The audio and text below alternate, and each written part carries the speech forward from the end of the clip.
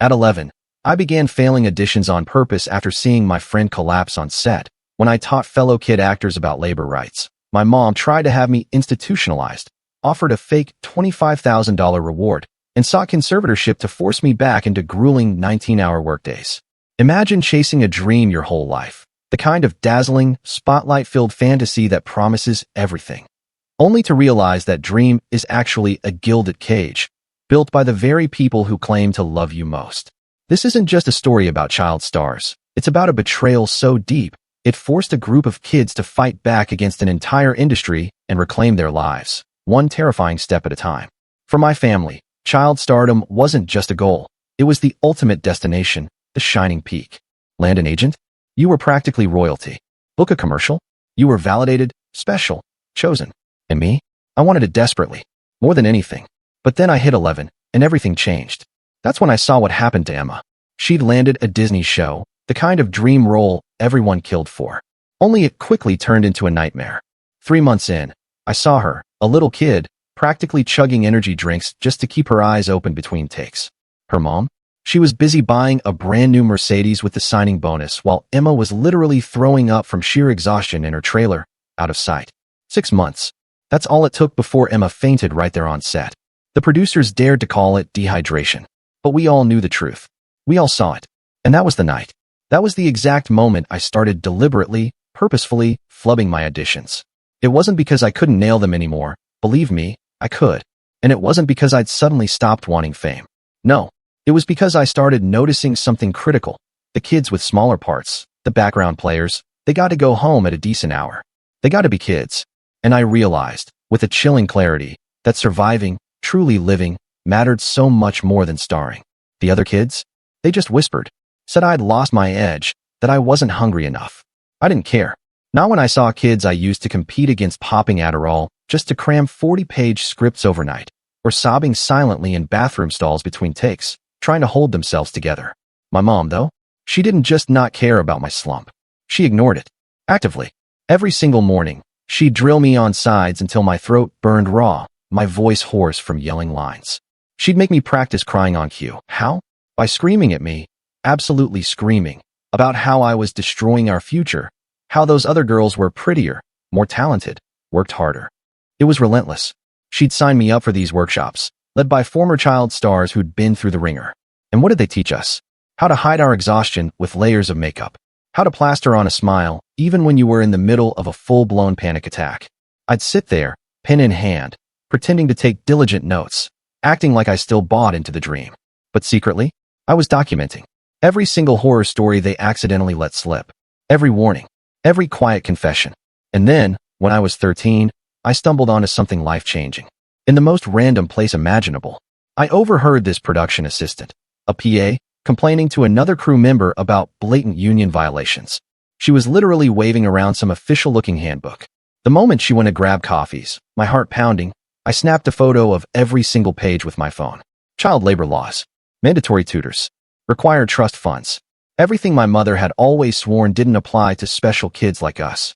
Turns out, it applied to everyone. I started a group chat with other kids from auditions, but not for the usual stuff. No sharing tips, no celebrating bookings. This was different. This was to share what I'd learned. We'd swap stories, the quiet horrors only we understood. Stories about contracts our parents just signed without even reading. About promises of exposure that somehow always meant working for free. We rehearsed lines, phrases that felt like secret weapons. I haven't had my required break. Where's the set teacher? I need to call SAG. Then Mia. Mia booked it. A Netflix series. 8 episodes. Lead role. Her parents were over the moon, already sketching out plans for a bigger house, a whole new life. But I knew that production company. I knew they'd worked their last child lead so hard, so relentlessly, that she ended up in a behavioral unit. So, the night before Mia's first table read, I met her. In a hushed Starbucks parking lot, under the dim streetlights. I handed her everything. Everything I'd collected. Union contacts. Labor board numbers. Recordings of other kids, their quiet, terrified voices describing violations. Just in case, I whispered. She stared at the papers, like they were poison. My parents will kill me, she breathed, her voice barely a whisper. Better than letting the industry do it slowly, I told her. Just 3 days into shooting, it happened. Investigators. They showed up on set. Mia had called them herself, from her trailer, after working an absolutely insane 19 hours straight. They found everything. Forged permits, missing tutors, contracts that brazenly violated every single protection law in California. And when they started interviewing the other kids, one by one, the whole rotten thing just unraveled. The studio. They called my mother that night. Oh, they had words. Someone, they said, had been spreading negativity among their talent pool. Someone had taught these kids to ask dangerous questions. By morning, they'd traced the group chat. Right back to me. My mother didn't say a word. She just dragged me to the agency. And there, in that pristine waiting room, were parents I'd known my whole life. Their faces? Twisted. They looked at me like I'd personally robbed them, stolen their future. She's cost us millions, one father screamed, his face purple. My mother didn't even yell. She just grabbed my phone. Her fingers, cold and swift, deleted every single contact I'd saved. Every one. You're going to that call back tomorrow, she hissed, her voice a low, terrifying whisper. And you're going to book it. And you're going to work whatever hours they want, no questions asked. Or I'll ship you to one of those troubled teen facilities. The ones where they'll teach you to be grateful. Dawn. It came like a death sentence. The audition today? It was for a show notorious for breaking kids. 6-day shoots. Overnight schedules that blurred day and night. Producers who'd gotten away with it for decades because parents were too desperate, too complicit, to ever complain. The car ride there felt like I was being driven to my own execution. My mother's knuckles were bone white on the steering wheel, her jaw clenched so tight I could hear her teeth grinding. She'd dressed me in the outfit she knew casting directors adored. Innocent pastels. Fabric that made me look younger, softer, more moldable. The kind of look that screamed, this kid? She'll do whatever you tell her. I clutched my sides in my lap, the pages already damp with my own sweat. The role. It was for a character in every single episode, with night shoots scheduled constantly. The kind of part that would mean dropping out of regular school, living on set, existing in that bizarre, exhausting twilight world where labor laws weren't rules, but just suggestions. The waiting room was packed. Kids I recognized from the circuit, their faces a mix of hopeful desperation and exhaustion. Some avoided my eyes. Word travels fast in our little world. Others shot me looks of pure venom, their parents huddled in corners, whispering, pointing, hissing about the troublemaker who'd cost them opportunities. I sat alone, completely, while my mother paced, her heels clicking against the linoleum, each click a relentless countdown. 2 hours. 2 agonizing hours later, they called my name. My mother grabbed my arm. Hard. So hard it left marks later. Her breath, hot and frantic, burned against my ear as she leaned in. You book this, she hissed, or you're on a plane tonight. I already looked up programs in Utah. They specialize in fixing ungrateful children. The casting room. It smelled like stale coffee and desperation, thick in the air. 3 people sat behind a long table. The casting director, a familiar face from dozens of previous auditions. A producer, infamous for his demanding, almost cruel, vision. And someone else, just taking notes, their head down, never looking up. They smiled at me. A practiced warmth, the kind of smile that belongs to people who see children not as kids, but as commodities, as products. I delivered my lines. Perfectly. Every emotional beat, every nuance. I even cried on cue, the tears flowing easily. I managed the ridiculously complicated blocking they threw at me last minute. My mother? She would have been bursting with pride if she could have seen me. But with every word, every perfectly delivered line, I felt like I was signing my own death warrant. This role, I knew, would consume me, just like it had consumed the last girl who played it. She was in therapy now. Her parents' Instagram account, a carefully curated wasteland designed to hide the very real damage. When I finished, the producer leaned forward. His smile. It reminded me of a shark, circling its prey. That was beautiful, he purred. Really beautiful. Tell me, are you comfortable with extensive night shoots? This character has a lot of important scenes that take place after dark. I opened my mouth to give the answer my mother had drilled into my very bones.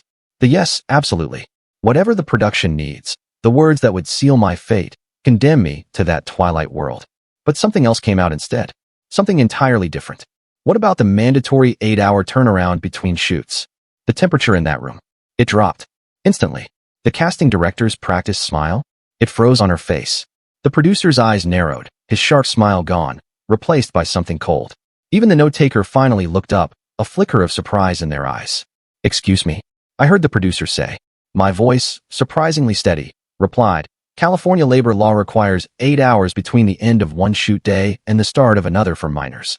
Will the production schedule accommodate that? The silence. It stretched. Like thick taffy, pulling. I could feel my entire future reshaping itself in that single, suspended moment. Opportunities dissolving like sugar in the rain. The producer's face, once friendly, was now purely calculating. "We'll be in touch," the casting director said, her voice flat, emotionless. I walked out of that room, and I knew I had just signed my own death warrant, but a different kind, a freedom kind. My mother was waiting in the hallway, hope just blazing in her eyes, until she saw my face. She knew. Of course she knew. Somehow she always knew. The drive home was a terrifying silence. Not a single word. Not until we pulled into our own driveway. Then, she exploded, screaming. About sacrifice. About everything she'd given up for my career. About the mortgage, the credit cards maxed out on headshots, and coaching, all of it. Her frantic fingers grabbed my phone again, furiously checking, making sure I hadn't somehow restored my contacts. "Pack a bag," she said finally. Her voice, deadly quiet now. "Light stuff. The facility said you won't need much." I went to my room. My old dance bag. I stuffed in a few clothes, my toothbrush. And then, at the very bottom of my drawer, hidden under old scripts, was Mia's burner phone. She'd given it to me months ago. Just in case, she'd said. I'd never used it. Too scared of what would happen if my mother found it. But now, with absolutely nothing left to lose, I powered it on. The group chat. It was buzzing. News of my casting room rebellion had already spread like wildfire. Kids were sharing stories. Their own small, defiant acts of resistance. Parents' terrifying retaliations. Close calls with being sent away. But then, something else. A new message. From a number I didn't recognize. "Heard what you did today? Brave. If you need somewhere safe, there's a network. Kids who aged out who remember. We help each other. Reply if you need out." I stared at the message, my thumb hovering, trembling, over the keyboard. Downstairs, I could hear my mother. On the phone. Her voice. Syrupy sweet. Talking about immediate enrollment and breaking down defiance. Another message popped up. This one, a number I did recognize. Oliver. A kid who'd just vanished from auditions last year after asking too many questions about a contract. The message read, "It's real. I'm out. Living with my aunt now. Going to regular school. They helped me. They can help you too." My mother's footsteps. On the stairs. That's what did it. That's what made my decision for me. I typed. Quickly. "Need out tonight. Please help." The response was immediate. An address. Instructions to leave my regular phone behind. A promise that someone would be waiting. I deleted the messages, powered off the burner, and shoved it deep into my bag. Just as my mother opened my door. "Ready?" she asked. But it wasn't a question. It was a command. I nodded, shouldered my bag. Followed her downstairs. Out to the car. She'd already punched the facility's address into the GPS. 3 hours away. In the middle of the desert. The kind of place where screams wouldn't carry. We drove. In suffocating silence. Through the sprawling city. Past the towering studios where I'd spent half my childhood. Past every landmark of my stolen youth. My mother kept checking her rearview mirror. Constantly. Paranoid. Convinced someone might follow us. Might somehow interfere with her desperate plan to fix her broken investment. Like, Emma's mom gets a Mercedes while Emma's puking from exhaustion? Nothing says supportive parent, quite like upgrading your ride while your kid's health downgrades, right? At a red light. Right near the freeway entrance, I knew. This was it. I made my move. Grabbed my bag. Threw open the door. And ran. My mother's scream, a raw, piercing sound, ripped through the night behind me. But I didn't look back. I just ran. Ducked into an alley. Then another, using every single bit of location knowledge I'd soaked up from years of filming in these very streets. My burner phone buzzed. Directions. Turn left, cross the street. Blue Honda parked outside the convenience store. As I ran, my lungs burning, I thought about all the other kids. Still trapped in waiting rooms. Still believing their parents' empty promises that the next role would be different. I thought about Emma. About Mia. About Oliver, who had actually made it out. The blue Honda. It was exactly where they said it would be. A woman sat behind the wheel. Mid-20s. Tired eyes. But her face was so familiar. It took me a moment to place her. She'd been huge 5 years ago. A teen star. Everyone envied her. And then, she'd just vanished. "Get in," she said, her voice quiet, but firm. "We have a safe house. Others like you. Kids who refuse to be products anymore." As we drove away, I saw my mother's car in the rearview mirror. Still stopped at that light. Hazards blinking, a frantic, red beacon in the night. She'd call the police. Claim I'd been kidnapped. But I had evidence. Recordings of her threats. Documentation of the attempted troubled teen facility placement. "The network has lawyers," Oliver had said. "People who remember what it was like." "What happens now?" I asked, my voice shaky. Now, she said, you disappear for a while. Let things calm down. We'll help you file for emancipation if that's what you want. Get you back in regular school. Help you remember who you were before they tried to package and sell you. I thought about the audition I'd just blown. About that producer's shark smile. About all the roles I'd never play. And for the first time in years, I felt something I'd almost forgotten existed. Relief. Pure, unadulterated relief. The safe house. It was just a normal-looking duplex, nestled in the valley. Inside, 3 other kids sat around a kitchen table. They were doing homework. Actual, real homework. Not sides or scripts. They looked up when we walked in, and in their eyes, I saw it. My own story. Reflected back. You're the one who started the group chat. A girl said, her voice quiet. You helped my friend get out of that Netflix thing. I just nodded. Suddenly, utterly exhausted. The adrenaline, it was draining away, leaving behind the stark, terrifying reality of what I'd just done.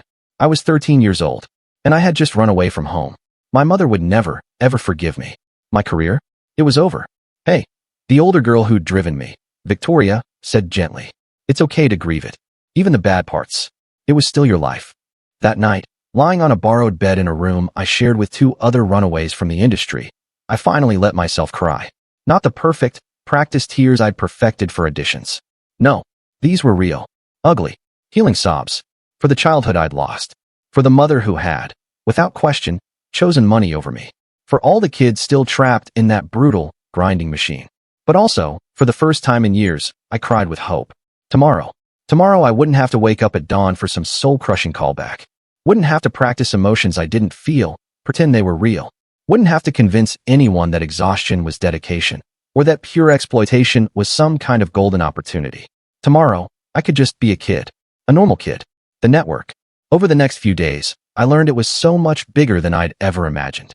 Former child stars who'd aged out, scarred and broken, but who remembered. Lawyers who actually specialized in entertainment law and genuinely cared about protecting kids, not just making a buck.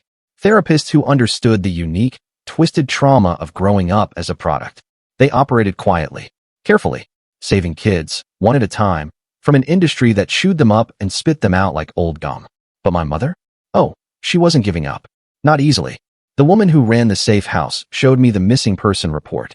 The Facebook posts, painting me as troubled, manipulated by negative influences. My mom had hired a private investigator, a real one, and was calling every single contact she had in the industry, desperate to track me down. She can't force you back, the woman assured me. Not once we file the paperwork. But it's going to get uglier before it gets better. I thought about the other kids in my group chat. Still stuck. Still trapped in that endless cycle. I thought about all the evidence I'd gathered, the violations I'd meticulously documented. And then, an idea. It began to form. What if, I asked, my voice quiet, but firm, what if we didn't just save kids one at a time? What if we made it so public that parents couldn't ignore the laws anymore? The room went quiet. Stone silent. The other kids stared at me. A strange mix of hope and fear in their eyes. They knew exactly what I was suggesting. Not just individual rebellion, but organized resistance. It's dangerous, someone finally whispered. They have money, lawyers, connections.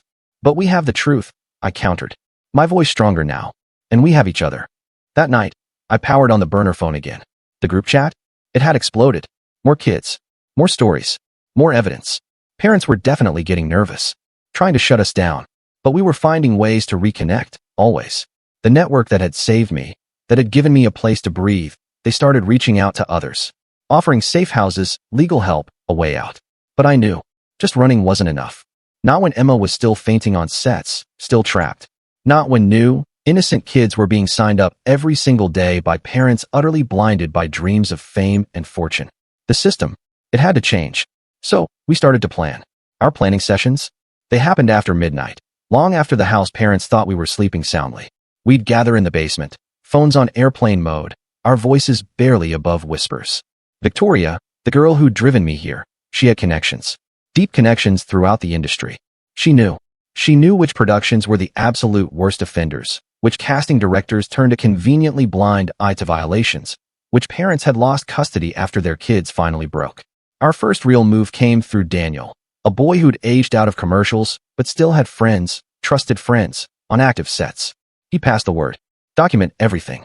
Not just the obvious, blatant violations, but the subtle ones, too. The missing meal breaks, cleverly disguised as working lunches. The tutors who'd sign off on 3 hours of education when kids barely got 30 minutes.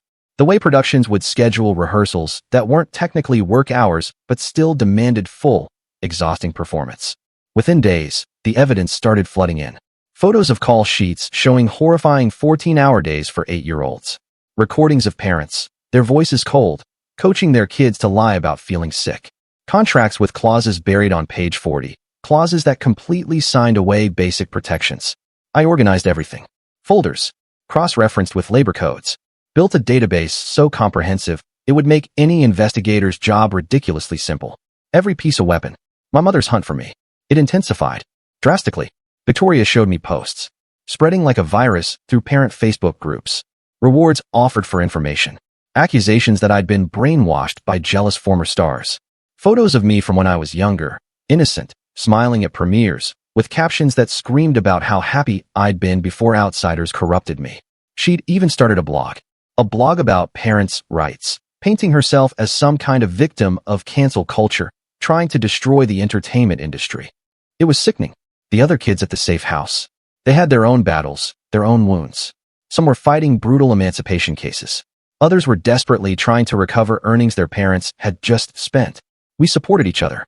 Through terrifying family court appearances. Helped prepare testimony. Shared lawyers who actually listened, who actually cared. But we all knew. Individual victories? They weren't enough.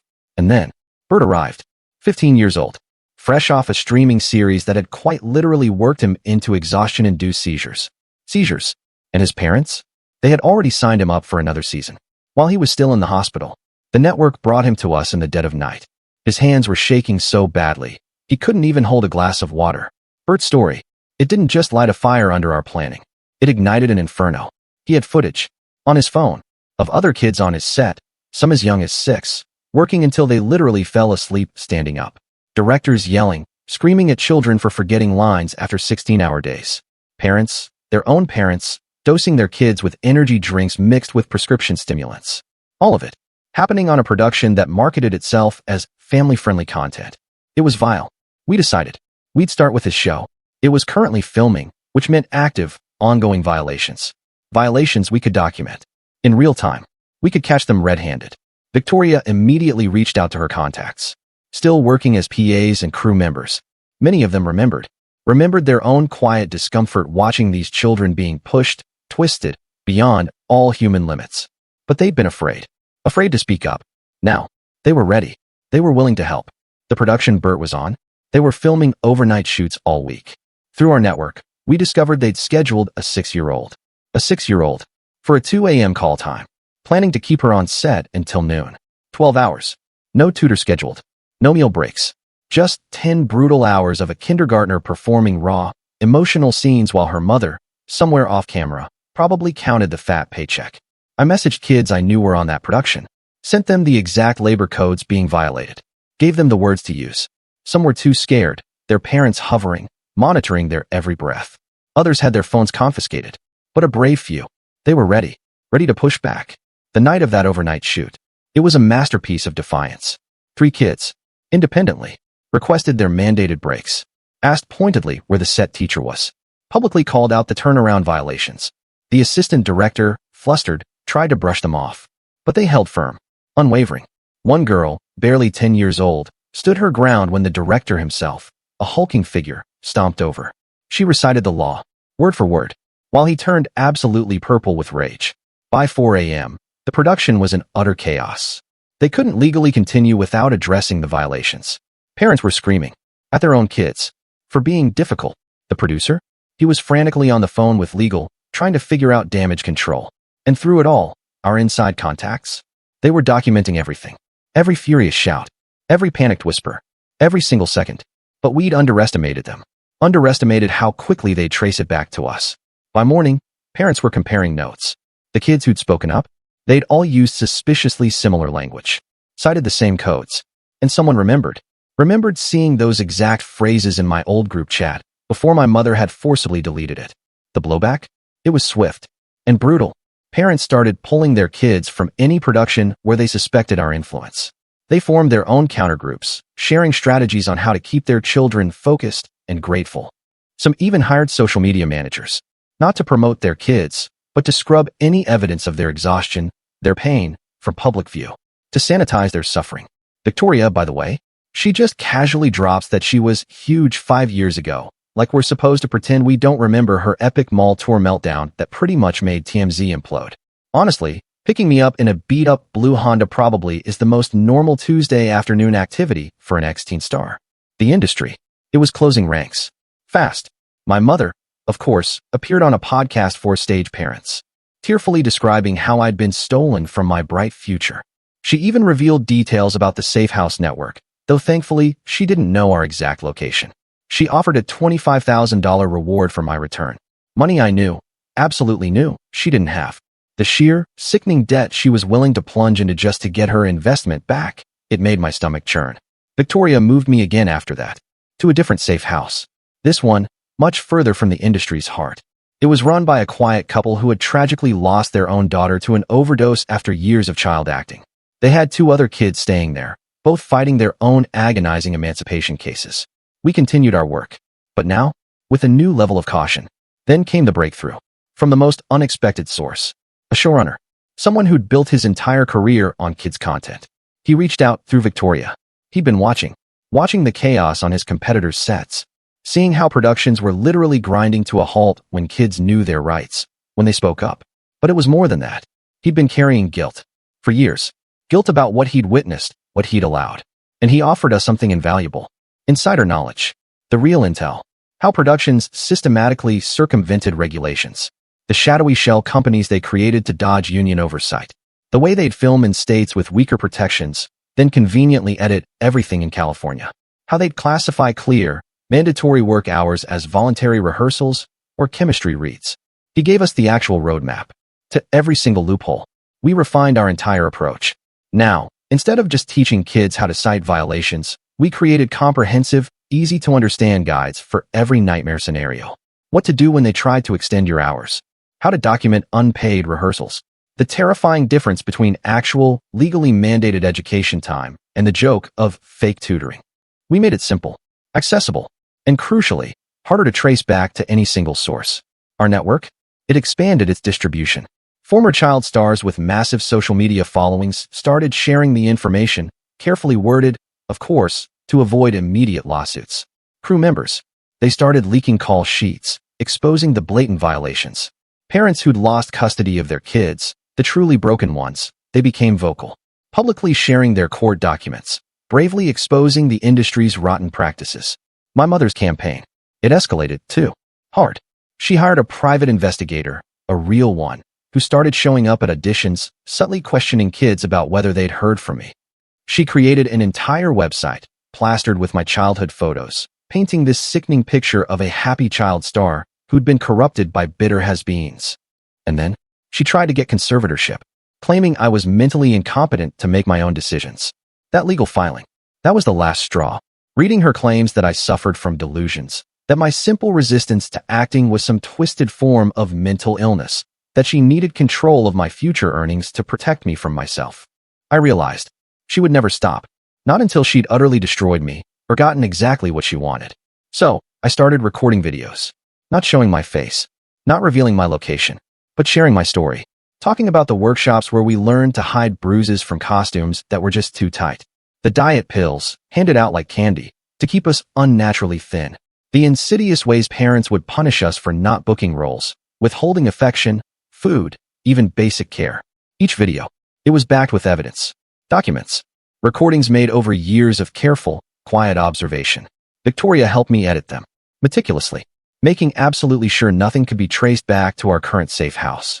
We released them slowly, one every few days, through anonymous accounts. Former child stars shared them. Industry watchdog groups picked them up. Parents, the ones benefiting from the system, they tried to get them taken down. But we'd been so careful. So careful about what we showed, what we claimed. The response? It was immediate and deeply divided. Some parents? They doubled down. Hard. Screaming that it was all lies, all jealousy. But others started questioning. You could see the cracks forming. Kids who'd been too terrified to speak up, to even whisper, they started finding their voices. Productions that had operated with absolute impunity for decades suddenly faced real scrutiny from their own crews. And then, the betrayal, the one I should have seen coming. Among the kids we'd been helping was a girl named Tori, barely 12. She'd been fighting her parents' relentless attempts to sign her to some soul-sucking reality show. She'd been staying at one of the network's safe houses, preparing for her own emancipation hearing. We'd trusted her. Completely. Implicitly. The night before her court date, she vanished. Just gone. She left a note. Said she'd changed her mind. That she missed her parents. We were disappointed, of course. Heartbroken even. But we understood. The pull of family, even a deeply toxic one, is incredibly strong. We wished her well, and we focused on helping others. But Tori hadn't just gone home. Oh no. She'd gone home with information. Names. Locations. Our strategies. Everything. Her parents had promised her anything she wanted. Anything. If she'd just help them expose our network. And within days, safe houses were being watched. Under surveillance. Kids who'd been planning to leave found their phones confiscated, their every movement monitored. Parents started filing restraining orders against anyone they suspected of helping their children. The network? We scrambled. Desperately. To relocate everyone. New safe houses. New protocols. New, tighter security measures. But the damage? It was done. Parents now knew. Knew we existed. Knew we were organized. And they started their own, insidious counter-network. Sharing information about which kids were at risk of being influenced. They hired security. Actual muscle. To accompany their children to auditions. Some even pulled their kids from regular school, claiming homeschooling, but really just isolating them further. Trapping them. My mother. She used Tori's information to narrow down where I might be. That private investigator? He was canvassing neighborhoods, showing my photo to locals like I was some lost pet, not a kid just wanting a normal bedtime. Victoria moved me again. This time, to a house run by a former child star who had successfully sued her own parents years ago. She lived quietly, using her settlement, her hard-won freedom, to help kids like us. But I was tired. So tired of running. Tired of hiding. While other kids, innocent kids, continued to suffer. The videos? They were making an impact, yes. But not fast enough. Productions were adapting, getting slicker, finding new, insidious ways to exploit loopholes. Parents were getting smarter about hiding the violations. We needed something bigger. Something undeniable. That's when Oliver reached out. With an idea. Brilliant. He'd been documenting his own journey back to a normal life, showing what kids could become when they were finally freed from the industry's suffocating grip. What if, he proposed, what if we created our own content? Not just exposes or takedowns, but positive examples. Kids thriving in regular schools, pursuing interests that had nothing to do with performing, with image, just being children instead of products. We started small, short, simple videos. Kids at the safe houses, doing homework, playing sports, laughing with friends who didn't see them as competition. We showed the therapy sessions where they learned to process their deep, buried trauma. The first time they slept past 6 a.m. without panicking about missing a call time. The sheer, unadulterated joy of choosing their own clothes, their own lives, without worrying about maintaining some manufactured image. The contrast. It was powerful.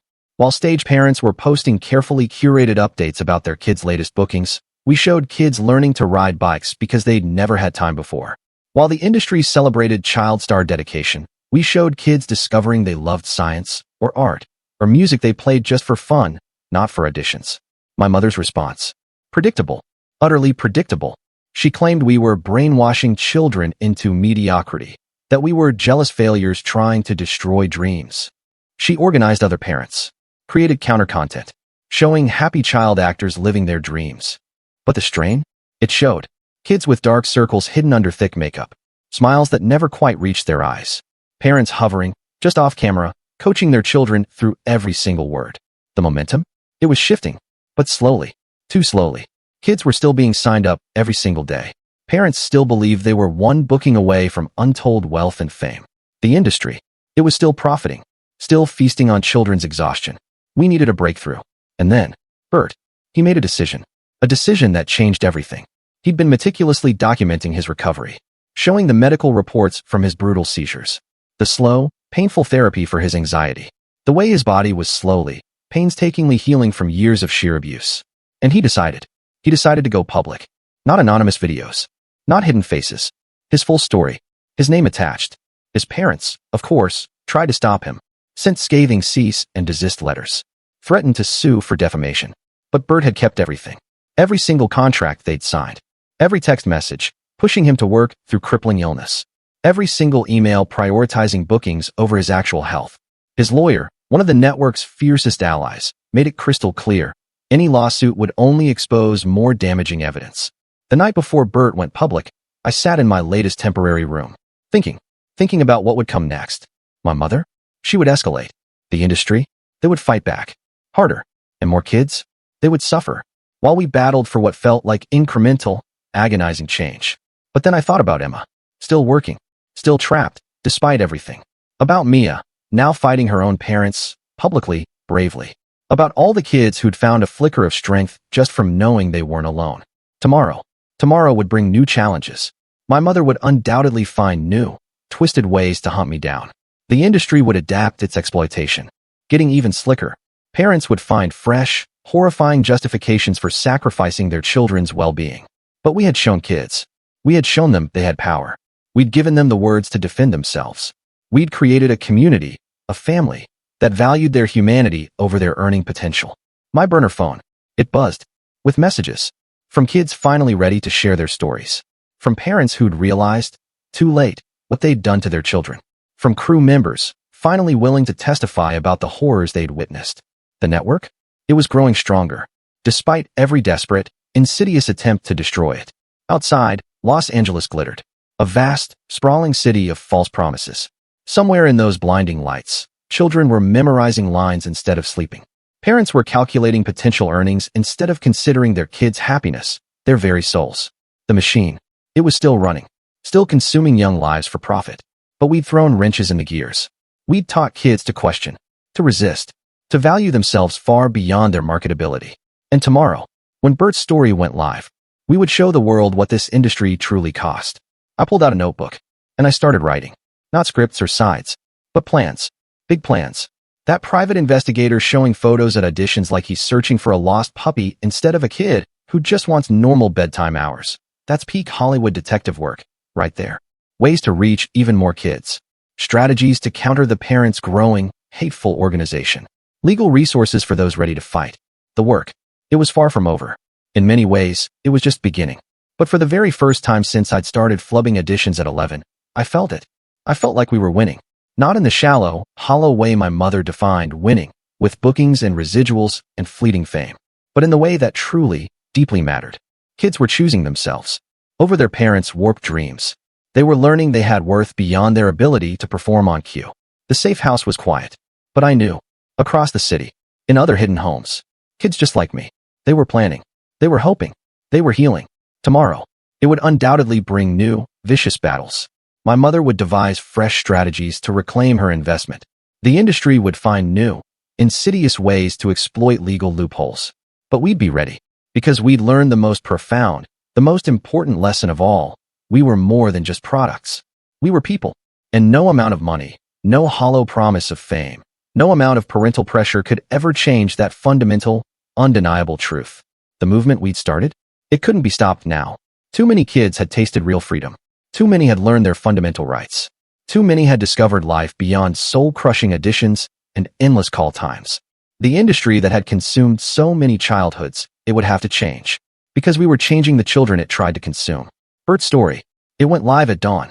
I sat glued to my laptop, watching the view count climb, refreshing every few minutes. Victoria sat beside me, her fingers drumming nervously on the table, her eyes wide. Within an hour, his video had been shared hundreds, thousands of times. Former child stars amplified it. Industry watchdogs picked it up. Parents, the ones who benefited from the system, scrambled to discredit him. But Bert? He had brought receipts, medical records, signed contracts, damning text messages from his parents, pushing him to work through terrifying seizures. My mother's response. It came faster than anyone expected. By noon, she'd posted her own video. Tears streaming down her face. She held up my old headshot, a picture of a smiling, innocent child. She painted herself as a devoted mother whose mentally ill daughter had been kidnapped by a cult of failed actors. She announced she'd hired a team of private investigators, offered a reward she clearly didn't have, begged anyone with information to come forward. The other kids at the safe house. They grew nervous. Some wanted to leave. Terrified the attention would lead investigators right to our door. Victoria spent hours on the phone with lawyers, making absolutely sure our legal protections were solid, impenetrable. I helped pack emergency bags for everyone, just in case we needed to scatter quickly, vanish into the night. That evening, my burner phone rang. A number I didn't recognize. Against Victoria's desperate advice, I answered. My mother's voice. It came through, and it was different. Not angry, not demanding. It was cold, calculating. She explained she'd found a loophole in the emancipation laws.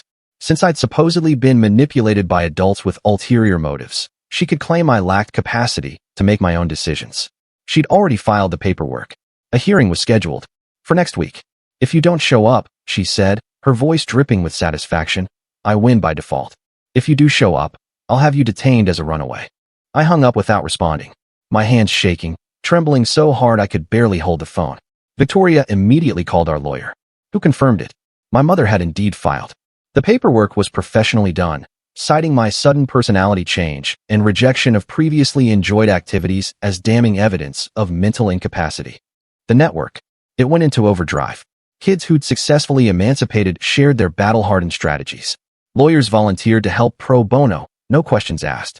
Former child stars who'd been through similar, brutal battles offered their wisdom, their advice. But we all knew. This was different. My mother had serious industry backing now. Parents who saw me as a direct, existential threat to their own children's lucrative careers were now funding her legal team. This was a war. 3 days. Just 3 agonizing days before the hearing, Tori reached out. Through a mutual friend. She wanted to meet. Claimed she had information. Information that could save everything. Victoria, wary, advised against it. But something in Tori's message. It felt genuine. She mentioned details about my mother's insidious plans that she couldn't possibly have known unless she'd been right there, in those private parent group meetings. We met at a public library. Victoria waiting, engine running, in the car outside. Tori. She looked terrible. Dark circles under her eyes. Her hands trembling uncontrollably as she handed me a small flash drive. She explained. Her parents had sent her back to infiltrate our network. To betray us. But what she'd seen, what she'd heard in those parent meetings, it had changed everything for her. They weren't just trying to find runaways. No. They were building an entire, terrifying system. A system designed to prevent any child from ever learning their rights. The flash drive. It contained recordings. From parent strategy sessions. Chilling discussions about hiding contract violations. Explicit plans to blacklist crew members who reported abuse. A coordinated, cynical effort to lobby for weaker child protection laws. And at the absolute center of it all, my mother. Her voice, clear and cold, teaching other parents exactly how to maintain iron-fisted control through legal manipulation. But the most damning recording. It was from just 2 nights ago. My mother, thinking she was completely among allies. She'd admitted it. Admitted she didn't actually believe I was mentally ill. She laughed. A cold, dismissive sound. Laughed about how easy it was to manipulate the system when you knew the right words to use. How she'd coached other parents through similar, twisted legal proceedings. How the money from my future earnings would solve all her financial problems. Tori apologized for betraying us before. Her voice choked with emotion. Then she left. Quickly. She was going to stay with an aunt out of state, she said. Her parents didn't know yet, but they'd figure it out. Soon. I watched her go. Understanding the immense, terrifying courage it had taken for her to come forward. That night before the hearing, I couldn't sleep. My mind raced. Victoria helped me prepare. Going over possible questions. Making absolutely sure I had every single piece of documentation. The other kids at the safe house. They made signs of support. Even though they couldn't come to court. Oliver sent a message. Said he'd be there. Along with several other kids who'd successfully left the industry. Our small army was growing. The morning of the hearing, I dressed carefully. In clothes that made me look exactly my age. Not younger, not older. Just me. Victoria drove me to the courthouse. A small crowd had already gathered. My mother. She stood at the top of the steps, flanked by other stage parents and their expensive, smug lawyers. She saw me. And her face. It transformed. The loving mother mask, smooth and perfect, slid right into place. Inside the courtroom, I sat beside my lawyer. As my mother's team went to work, painting a grotesque picture of a disturbed child, led astray by predatory adults. They showed my old headshots, videos of me performing, a tiny doll, testimonials from casting directors, lamenting my lost potential. They made it sound like acting was my entire identity. Like rejecting it meant I'd simply lost my mind. Then, it was our turn. My lawyer. He played Tori's recordings. The judge's expression. It shifted, subtly at first, then more dramatically, as she heard my mother's voice. Laughing about manipulating the system. Other parents, their voices hushed, discussing how to hide abuse. The chilling, coordinated effort to silence children who dared to know their rights. My mother's face. It went stark white, as her own words, her own callous laughter, utterly destroyed her carefully crafted image. I submitted my evidence. The handbook I'd photographed, every page a testament to their lies. Documentation of countless labor violations. Records of the terrifying threats to send me to a troubled teen facility. Other kids. They had provided their own affidavits, brave testimonies about what they'd witnessed, what they'd endured. The network's lawyers. They had compiled a comprehensive, undeniable case, showing the court that this wasn't about mental illness at all. This was about a teenager, a child, refusing to be exploited. The judge looked at me, directly. "Why did you run away?" she asked. My voice, clear and steady now, explained. About the audition. The producer's predatory shark smile. My mother's cruel ultimatum. How I'd learned, with a gut-wrenching clarity, that survival mattered more than starring. How helping other kids recognize their own inherent worth, beyond their marketability, had given me a purpose my mother had never, ever understood. My mother's lawyer, desperate, tried to argue that my activism itself was evidence of delusion. What normal teenagers spend their time teaching labor law to other kids, he scoffed. But the judge, she cut him off, pointing out, calmly, that advocating for workers' rights, even young workers, wasn't a sign of mental illness. It was, she said, a sign of social consciousness. A spark in the darkness. During a recess, my mother cornered me, right there in the hallway. She dropped the loving mother act entirely.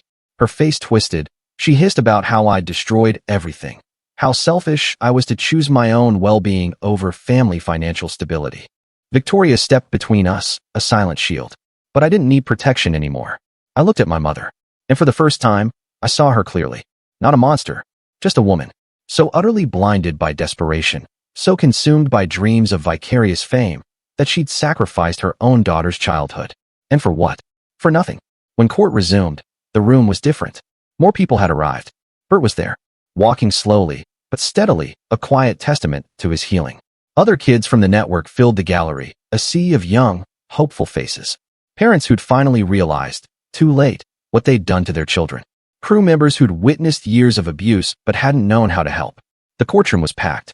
A silent, powerful assembly of people whose lives had been irrevocably touched by the industry's cruel exploitation. The judge's ruling. It was swift and utterly decisive. Not only was my mother's petition denied, but the overwhelming evidence presented raised serious, systemic concerns about ongoing child welfare violations throughout the entertainment industry. She ordered investigations. Direct, immediate investigations into several productions specifically mentioned in testimony. And she granted my emancipation petition, noting, explicitly, that I'd shown remarkable maturity in protecting both myself and other vulnerable children. My mother. She left, without even looking at me. Some of the other stage parents followed her, already whispering, already planning their appeal strategies. But a few lingered, hesitantly approaching me. One woman, tears in her eyes, asked if her daughter could join our group chat. A father, his face etched with regret, wanted to know more about the labor laws he'd never even known existed. The change. It was small, but it was real, and it was starting. Outside the courthouse, the kids from the network celebrated. Quietly. No media frenzy. No viral moments. Just a group of young people who had learned, truly learned, that they were more than their earning potential. Bert hugged me, gently, carefully. His recovery still ongoing, but his spirit? Stronger than ever. Oliver talked about his plans for college. A dream his parents had never, ever let him even consider. Others shared their own small victories. First days at regular school. Friendships that weren't competitions. Dreams that had absolutely nothing to do with fame. Honestly, with private investigators and flash drives full of secret recordings, this whole thing turned into a spy movie real fast. And nothing says devoted mother quite like accidentally confessing on tape that you're just after your kid's money while teaching other parents your manipulation tricks. Pure gold. Victoria drove me back to the safe house. But I knew I wouldn't stay long. With emancipation granted, I finally had my own choices. The network had connected me with a family who fostered other industry refugees. They understood the unique challenges, the profound need to discover who you were beyond performing. I'd finish high school, maybe go to college. Normal things. Things that had once seemed utterly impossible. And for the first time, I felt a lightness. A boundless freedom. That night, I updated our resource guide with every single piece of information about the emancipation process.